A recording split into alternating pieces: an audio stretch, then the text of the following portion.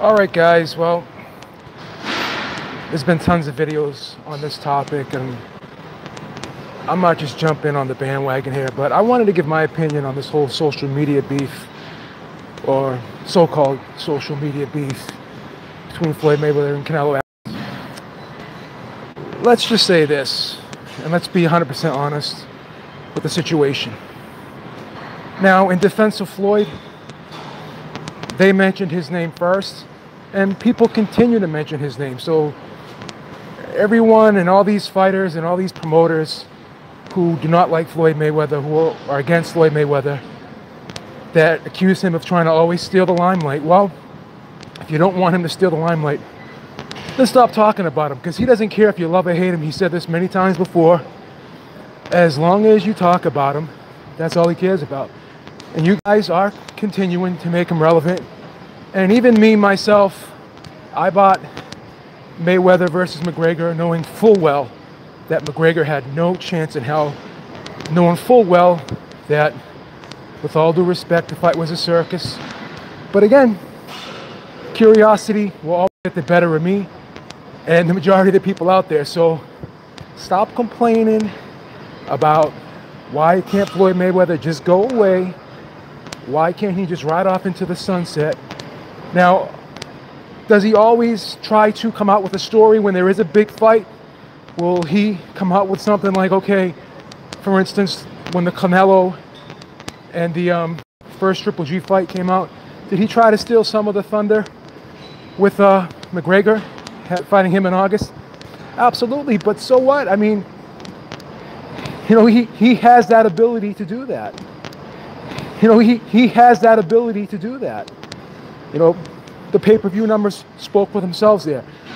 You know, people made fun of the fight, called it a joke, but still 4.4 million people bought it, which was significantly more than the 1.2 that bought Canelo Golovkin. Okay, so we know, you know, it is what it is. The business dictates what someone's going to do. So if you're going to pay the money for Floyd Mayweather's pay-per-views, regardless of who he fights, then that's on you. That's on the public. So you can't have it both ways, right? Now, is Floyd Mayweather hating on the Canelo deal? Is he coming off as salty? Yeah, possibly. But given the circumstances and the situation of the market today, Floyd Mayweather had Manny Pacquiao looming. He had Canelo looming when he signed that Showtime deal. And I think Showtime had great, you know, foresight there, because they knew those two fights would bail them and push them over the top and put them in a position to really make some money out of this deal, which was a win-win for everybody.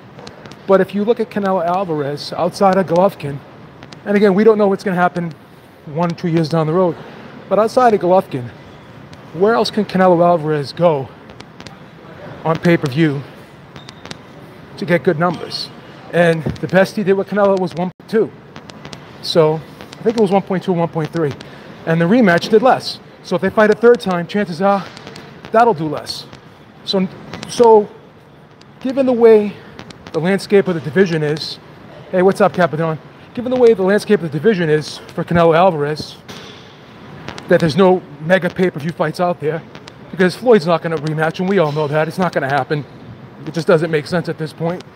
Floyd's 42 almost. He's a lot smaller than Canelo. Canelo is in his physical prime. He's at his physical peak right now at 28. It's not really realistic, or it's not really logical for Floyd Mayweather to fight Canelo Alvarez now. Now, it's logical for your Canelo to fight Floyd Mayweather because it's a scalp on your record. It's a huge name, but it is what it is. But they did bring his name up first, so he responded. But let's make no mistake about it.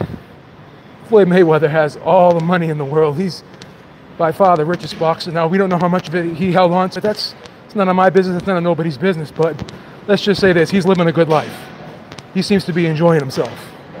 He's on a vacation almost 24/7. It is what it is. I mean, I'm not going to count out of the man's pockets, even though I just did, but it is what it is. But with that being said, let's make no mistake about it. He does love the limelight. That's probably the hardest thing to let go of when you're a fighter. People say, oh, that, you know, they miss the combat, they miss, the action. No, I think they miss being a superstar. When you're being talked about all the time and people flash a camera in your face and, you're looked at as a god to some people, it's hard to let go of that. I would imagine. It has to be. So does he love the limelight? Absolutely. Great. Now, my only beef with Floyd Mayweather is this. You can say what you want about Oscar De La Hoya. All his baggage, all his demons, all his problems. But at the end of the day, he created another version of himself in Canelo Alvarez. And that's your goal as a fighter. If you're a superstar Hall of Famer, you want to pass the torch. And Oscar De La Hoya is as great of a fighter as he was with his accomplishments and all he did for pay-per-view when he was the cash cow of the sport. He still passed the torch to Canelo. He created another version of himself, whereas Floyd, he's been a promoter for a long time now, and he hasn't passed the torch. It seems to me that he's more concerned still about promoting himself over his fighters. And he's got some decent fighters. He's got Badu Jack. He's got Gervonta Davis. Those are two solid names that he could really build off of. And he's got an affiliation with Al Heyman, who has the biggest fighters in the sport. Why can't him and Al Heyman work something out where all of those Al Heyman fighters, or at least the majority of them, why can't they sign to Mayweather Promotions? Why can't they do something like that? And then Mayweather would have a huge stake in the game. So to me, my problem with Mayweather is he's not really giving back to the fighters. He's not really creating another version of himself like he said he wanted to do. And I think a lot of that has to do with ego. I mean, he's just so concerned about himself over everybody. And that's understandable. You got to take care of yourself. You should be your own biggest fan. You should come first in anything, because if you can't take care of yourself, you're never going to be in a position to take care of others. But he's in a position where he can take care of others now. Okay, he's in a real great position. He's made millions and millions of dollars. And again, I don't know how much of that he held on to, but he had the ability to really invest it. And if he really wanted to make a superstar like Oscar De La Hoya did, he could hook up with Al Heyman and try to sign some of those fighters to some long-term deals. And, he could really grow his promotional company. He has the ability and the connections to do so. And I don't think he's taking advantage of doing that, because, again, he's still talking about himself. He's still looking to cash out against MMA fighters, guys who aren't in there. He's still talking about Manny Pacquiao. They want to fight Khabib now. And that's, again, do whatever you want. And you can't complain, because guess what? These fights are supposed to be sideshows. They're supposed to be jokes. But why do they keep breaking pay-per-view records? Why do people keep buying them? Don't get mad at him. Get mad at the people who are buying them, okay? Because we are keeping him relevant. Oscar De La Hoya is keeping him relevant. Canelo Alvarez is keeping him relevant, because they cannot get his name out of their mouth.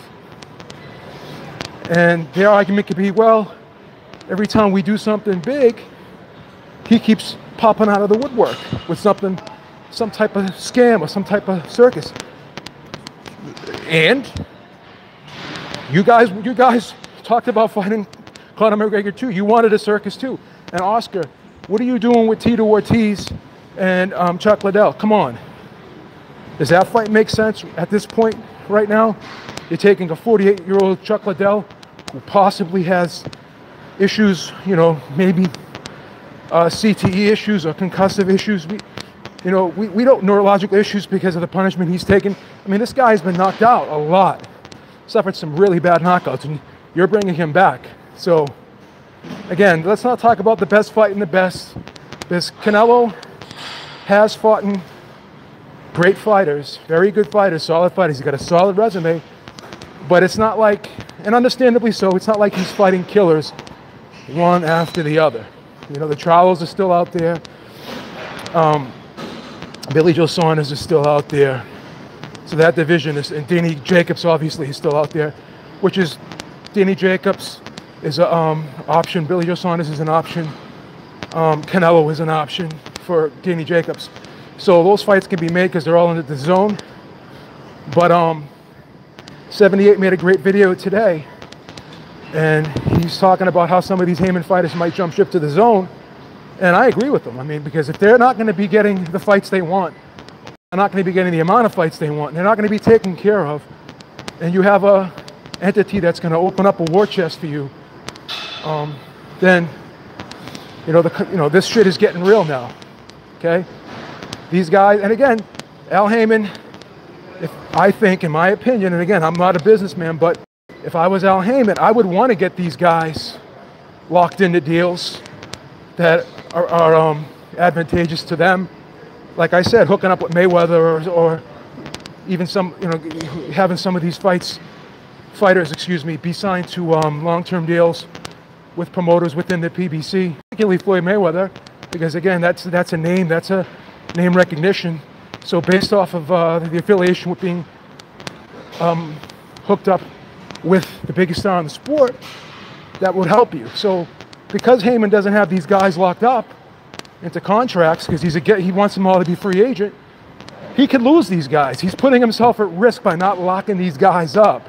Now, it worked out for him in the Oscar De La Hoya situation because he had a better deal in place. He had more money than everyone else at the time, so these guys were going to stay with him. But now that he has the smaller war chest when it comes to funds, these guys are at risk of jumping ship. So in my opinion, he should have got some of these guys sewn up into contracts, possibly with Mayweather Promotions. But because I said Floyd is just still concerned about his own career, looking for opportunities to make money, that's great. But you're 42 years old. You got to start looking at ways to make money without throwing punches, without getting hit in the face, because there's always going to be that time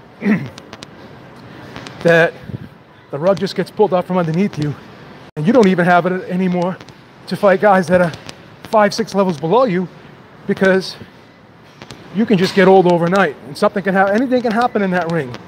Someone could headbutt you the wrong way, give you a concussion, possibly damage you for life. Why not do what Oscar De La Hoya is doing? Create a star and eat off of that guy.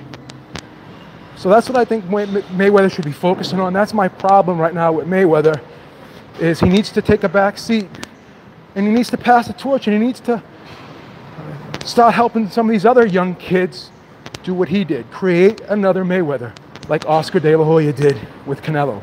He created another Oscar De La Hoya, and that should be your goal, Floyd Mayweather. Just like when you have a son, you're growing up, and you have a child, you want that child to do better than you. You want to pave the way and create a better future for your son. And boxing promoters, and especially guys who were fighters before they became promoters, they should want that same situation for the next crop of fighters. So you should want someone to break your record. If Canelo Alvarez broke Bernard Hopkins' record, do you think Bernard Hopkins would really care? As long as the sport was being improved, as long as he was part of it, as long as it's putting boxing in a better place. So I think Floyd Mayweather should take that same stance. He needs to stop focusing on his own career, in terms of fighting, that is, and he needs to really focus on being a promoter, being a businessman. Because as I said, I don't care how old you are or how great a shape you're in. You could be going to the gym every day. You can be looking like $1 million man. You could have the body of a 35-year-old outside, or a body of a 25-year-old outside, but you can't control what's going on inside. The reflex is dull. The brain slows down. The hand-eye coordination slows down. You can take all the drugs in the world you want. Nothing's going to help you improve that hand-eye coordination. That shit just goes. And he's at an age right now where that shit is just going to go. So he needs to be cognizant of that. I know there's going to be a lot of thumbs down here. A lot of Mayweather fans are going to be hating on me, but I tell it like it is, man. I tell it like it is. He has every right to stay in the headlines because people keep talking about him and people keep buying his pay-per-views. So why not capitalize off it? But he's got to start thinking of the future, like Oscar De La Hoya did. Oscar De La Hoya has Canelo Alvarez. He has the biggest star in the sport under his banner. And here's another thing people aren't going to like. He also promoted Floyd Mayweather for many years. You could say he didn't have a contract with him, whatever, but Floyd Mayweather entered that ring many times with the Golden Boy logo. So Oscar De La Hoya can crow about one thing here. He's had, and he has promoted, and he has been affiliated with two of the biggest stars in the sport. Okay, Canelo Alvarez and Floyd Mayweather. You know, Floyd Mayweather fought several fights under that Golden Boy banner, okay, when he was still at HBO. So let's give Oscar De La Hoya credit for one thing. He's winning as a promoter right now. He's doing big things, and Floyd Mayweather should be following suit. And that's what I think the direction Floyd Mayweather should be going in. All right, guys, that's all I got for now. Until next time, make sure you check us out tomorrow. Ringside Reporter Podcast, 7 p.m. Eastern Time. And I will talk to you all later. Peace.